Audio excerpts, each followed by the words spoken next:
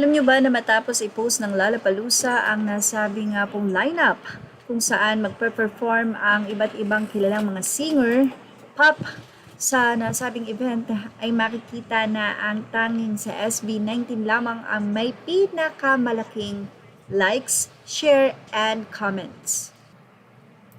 Sa day 1, magpe-perform ang SB19 sa ganap na 3:30 hanggang 4:30 ng hapon. Sa nasabing post, makikita nga ang napakalaking likes or reactions, comments at share sa nasabi nga pong update ng Lollapalooza. Sa 7 hours pa lamang na update ng Lollapalooza ay nagkaroon na ng 4.3 thousand reactions, 916 na comment and 496 na shares ang SB19 lineup. Samantala, sa iba namang post kung saan magpe-perform ang ibang artists ay mayroong 81 likes, 1 comments, and 4 shares. Sa day 3 naman kung saan magpe-perform ang sikat na Blackpink member na si Jennie ay medyo tumaas na may 144 na reactions, 27 na comments at 36 na shares.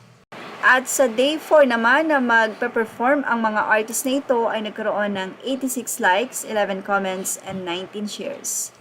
Makikita nga ang napakalaking diferensya ng solid fan sa sinasabi nga pong listener lamang. Ganun pa man, marami na po ang sobrang na-excite, especially the fans of SB19 na inaasahan na mas marami pa po ang bibili ng ticket para po masuportahan ang nasabing grupo na ire-representa ang Pilipinas para sa nasabing big event na ito. Samantala, muling ibinahagi ng isang fans ang nasabi nga pong era kung saan sobrang hirap ang SB19. Mula kay Ate Chona Facebook post, alam nyo ba, isa sa mga pinakamahirap na era ng SB19 was 2020 and 2021 era. Why? It's because during this time, peak to ng BTS and Blackpink. Tapos, nag-COVID pa noon, kaya sobrang hirap mag-breakthrough, lalo na for a P-pop group. But even though sobrang lakas ng competition, they still managed to stand out.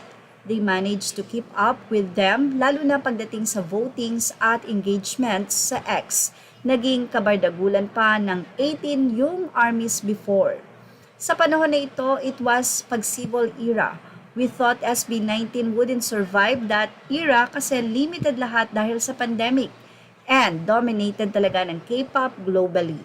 But there are still Filipinos who were amazed lalo na sa music video nila ng What. Ang laki talaga ng impact ng music video na yon. Doon mo makikita na hindi basta-basta ang SB19 pagdating sa artistry at concepts.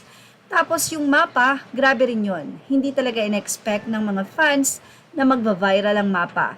Sobrang daming na-touch ng kanta na yon. Despite the strong competition and limitations during the pandemic, may mga nag-convert pa rin ang SB19 na fans or na-convert pa rin ang SB19 na fans. Unti-unti nilang pinatunayan na may lugar ang P-pop at hindi lang sila basta trend noon. They were building something bigger. At eto na nga ang resulta. Isa ang SB19 sa inaabangan na magpe-perform sa Lollapalooza. Yan ang ating Showbiz Snap update. Images are all credit to the rightful owners. Thank you for watching Showbiz Snap.